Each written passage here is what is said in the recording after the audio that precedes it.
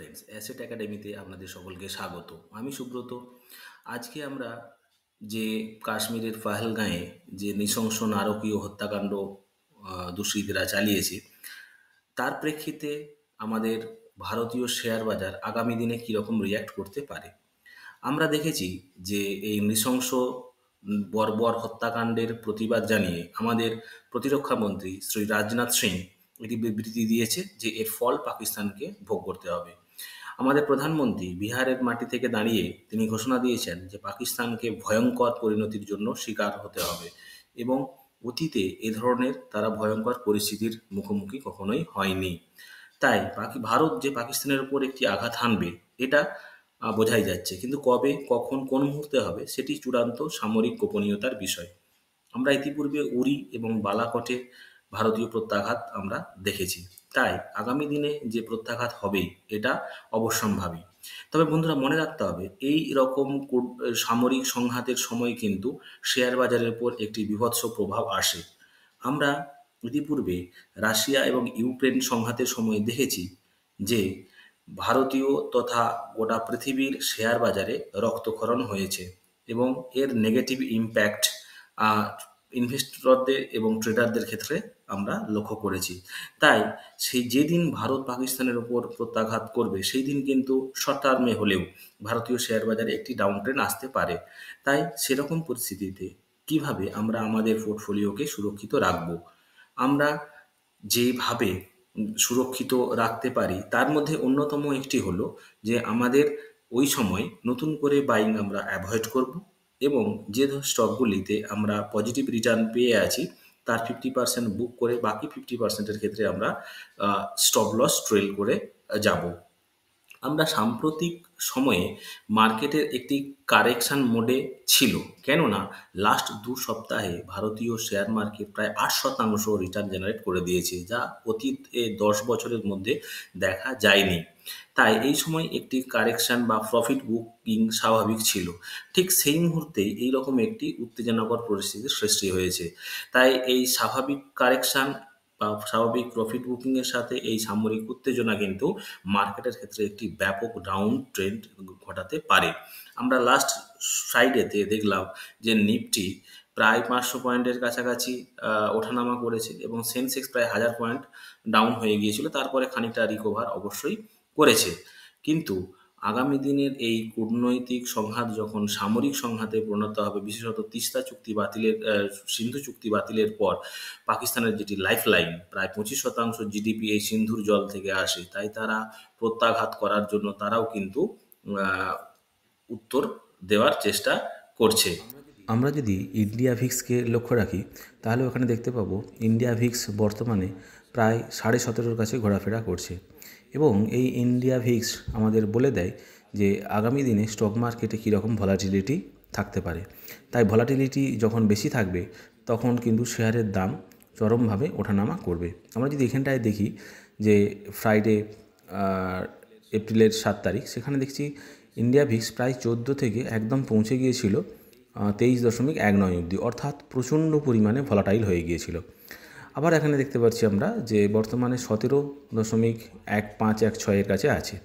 এইবার এই ইন্ডিয়া ভিক্সের এই সূচকটি যদি 18 থেকে 20-র মধ্যে থাকে আমরা কিন্তু এই সময় অনায়াসেই শেয়ার বাজারে ইনভেস্টেড থাকতে পারি। কিন্তু যখন দেখব এটা 20 ক্রস করে 22-এর দিকে গিয়ে পৌঁছে যাচ্ছে তখন কিন্তু আমরা এই বিষয়ে একটু সচেতন হব, কেননা এই সময় মার্কেট কিন্তু যথেষ্ট ভলাটাইলিটি তার বজায় রাখবে। এইবার যদি আমরা দেখি যে মার্কেট ক্রমশ 20 থেকে 22 ক্রস করে 22 থেকে 24-এর দিকে যাচ্ছে, তখন কিন্তু আমরা অনেকটা নিজেদেরকে সচেতন হব এবং সেই সময় কিন্তু আমরা কোনো প্রকার স্টকে বাই পজিশন থাকলে সেখানে আমরা 50% স্টক বুক করে নেব এবং সেখান থেকে আমরা কিন্তু নতুন ইনভেস্টমেন্টে আর যাব না। আমরা কিছুদিনের জন্য তখন অপেক্ষা করব, অর্থাৎ ফ্রেশ ইনভেস্টমেন্ট তখন কিন্তু আমাদের অ্যাভয়েড করব। আমরা যদি এই সময় নিফটির চার্টটিকে স্টাডি করি, দেখব যে নিফটি এই সময় 24,000-এর কাছে ক্লোজ দিয়েছে।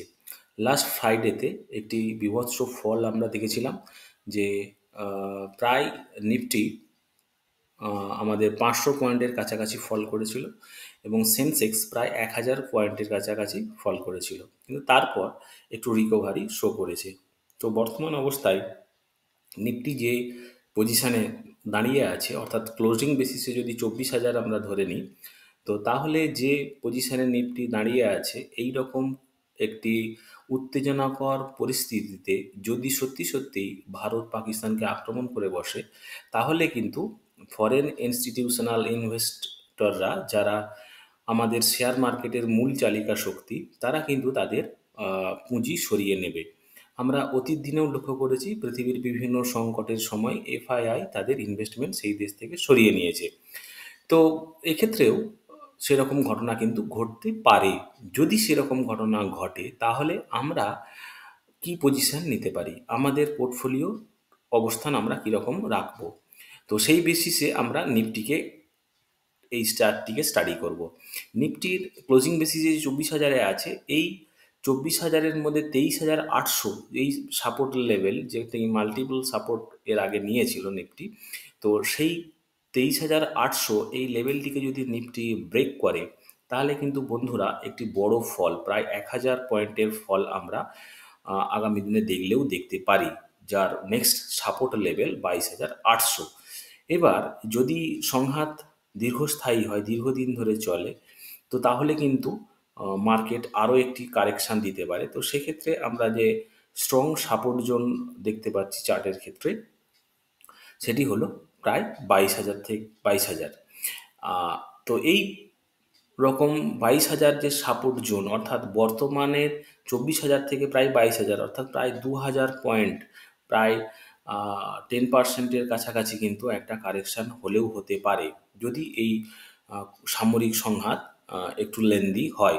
কারণ সেক্ষেত্রে ইনভেস্টররা কিন্তু তাদের অর্থকে সঞ্চিত গচ্ছিত রাখার জন্য বা সুরক্ষিত রাখার জন্য তারা সেরকম পুঁজি সরিয়ে নিতে পারে।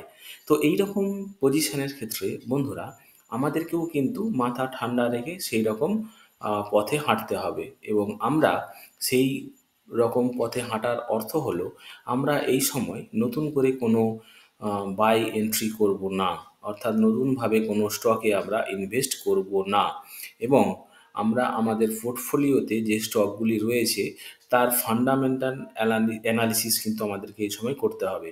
আমাদের দেখে নিতে হবে যে স্টকগুলি আমরা হোল্ড করে রয়েছি তার মধ্যে কোনো দুর্বল ফান্ডামেন্টাল স্টক রয়েছে কি না, যদি থেকে থাকে তাহলে কিন্তু আমাদের সেখান থেকে বেরিয়ে আসতে হবে। এবং আরও একটি আমাদের মনে রাখতে হবে বন্ধুরা, যে যদি কোনো স্মল ক্যাপ কোম্পানি বা মিড ক্যাপ কোম্পানি বা লার্জ ক্যাপ যে কোনো কোম্পানি হোক, তার ফান্ডামেন্টাল যদি উইক হয়ে থাকে, তাহলে কিন্তু আমরা সেখান থেকে বেরিয়ে আসার সিদ্ধান্ত নেব। নচেত কিন্তু আমরা খুব বড়োভাবে আমাদের ক্যাপিটাল বা পোর্টফোলিওতে কিন্তু আমরা ক্ষতির সম্মুখীন হতে পারি। তাই আমরা এই সময় আর্থিক পরামর্শদাতাদের পরামর্শ অনুযায়ী আমরা আমাদের পোর্টফোলিওকে সুরক্ষিত করব।